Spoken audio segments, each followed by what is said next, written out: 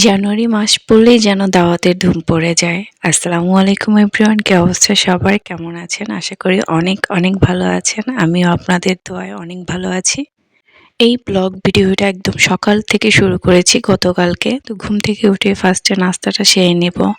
গ্যাসের যা অবস্থা, নাস্তা তো বানানোই যায় না, রান্নাবান্নাই করে খাওয়া একদম পসিবল হচ্ছে না।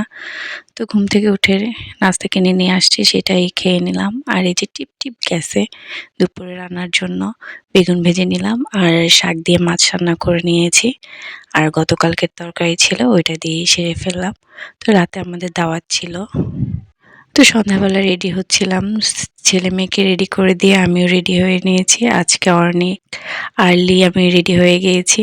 তো রেডি টেডি হয়ে বাচ্চাদের সাথে একটু দুষ্টুমি করতেছিলাম। আমি, আমার ছেলে মেয়ে তো অনেক দুষ্ট।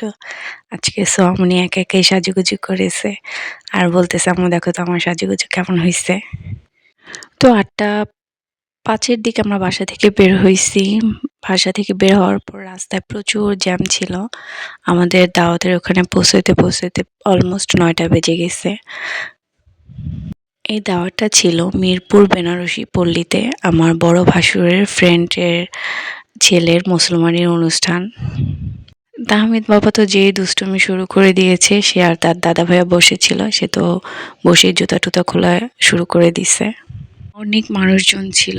তো আমরা বসে বসে ওয়েট করতেছিলাম। ভাইয়া বলতেছে টেবিল খালি হলে তারপর আমাদেরকে ডেকে নিয়ে যাবে। তো আমরা বসে সবার সাথে গল্প করতেছি। এই যে টেবিল খালি হওয়ার পর আমরা সবাই খাবার জন্য বসে পড়েছি। আমার ছেলে খেতে পারুক আর না পারুক, খাওয়ার চেষ্টাটা সে করে। সে প্লেট টেলের একদম মুছে একা একা খাওয়ার চেষ্টা করতেছে। আলহামদুলিল্লাহ। খাওয়া দাওয়া শেষে সবাই একটু ছবি টবি তুলতেছিল। আমার আর ছবি তোলা হয়নি। তাহমিদ অনেক দুষ্টুমি করতেছিল, কিছুক্ষণ ওর দাদু রাখতেছিল, কিছুক্ষণ ওর হচ্ছে দাদা। এই আমার ননাসের ছেলে, আমার ননাসরা সবাই একসাথে বসে কথা বলতেছিল। সোমাই তার দাদা দাদির পাশে বসেছিল আর আমি তাহমিদকে দেখতেছিলাম। ও অনেক দৌড়াদৌড়ি করতেছিল। এমনিতেই অনেক দুষ্ট, আরো পেয়েছে খেলার সঙ্গী, আর কি লাগে। তো ঘুরতে গেলে তাহমিদ বাবা অনেক এনজয় করে, অনেক মজা করে। খাক আর না খাক, তার মানে আনন্দ দেখলেই মনটা ভরে যায়। তো আমরা বাইরে চলে আসছি। আমার ছোট দেবর হচ্ছে সবাইকে বেলুন কিনে দিচ্ছিল। তো বেলুন গাড়িতে বসে সামনে খেলতেছিল। আসার সময় তেমন একটা জ্যাম পড়ে নাই, আমরা আর্লি চলে আসছি। আমার ভিডিও যদি আপনারা ফেসবুক থেকে দেখে থাকেন তাহলে অবশ্যই একটা লাইক, কমেন্টস, শেয়ার করে দিবেন।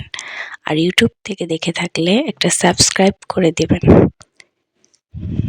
আমরা যখন গাড়িতে বসেছিলাম আর গাড়ির লাইট, আশেপাশে আলো দেখে তাহমিদ বাবা বলতেছিল, ওয়াও অনেক সুন্দর লাইট জ্বলতেছে।